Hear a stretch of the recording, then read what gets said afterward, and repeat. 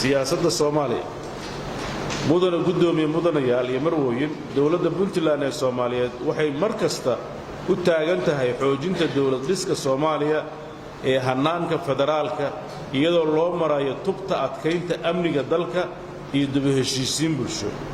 xoojinta dhismaha hay'adaha dawladda ee heer federaal iyo heer xubnaha dawladaha xubnaha ka ah dhamaystirka dastuurka ku-meelgaarka ah ee federaalka Soomaaliya iyo hirgelinta doorashooyinka dalka dhammaan qodobadani waxay gundhig u yihiin in Soomaaliya ay noqoto dal nabada xasiloon hiigsanaya horumar dhaqaale iyo mid bulsho waxaa dadweynaha Soomaaliyeed u xaqiijinaynaa inay dawladda Puntland mar walba wada shaqayn dhow iyo iskaashi la leedahay dawladaha xubnaha ka ah iyo dawladda federaalka Soomaaliya wax kasta oo amniga iyo horumarka caqabad ku ahna uu sidoo kale lid ku yahay amniga iyo xasiloonida iyo horumarka Puntland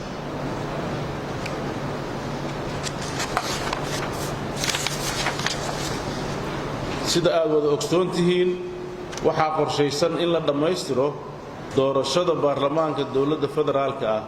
oo qaybtii ugu horreysay ee aqalka sare aad halkan ku doorateen waxaa gudiyada ku shaqada leh ku guda jiraan diyaarinta howlaha loo baahan yahay si doorasho golaha shacabku u qabsanto waxaa naga go'an in aan si dhaqso ah u bilowno doorasho oo sababo farsamo gadaal ugu dhacay waxaana ahmiyad siinaynaa in la soo gabagabeeyo firaaqa hogaamineed ee dalka ka jira baaq mudanayaal iyo marwooyin sida aad la wada socotaan waxaa lagu guda jiraa xilli roobaadkii dayrta oo aan inta badan deegaanada Puntland weli si fiican uga di'in haddii ay roob la'aantan sii daba dheeraato ay ka dhalan karto xaalad bini'aadanimo anigoo alla u rajaynaya in uu siiyo raxmadda roobka dhammaan deegaanada Soomaaliya ee aan weli roobsan waxaan hay'adaha dawladda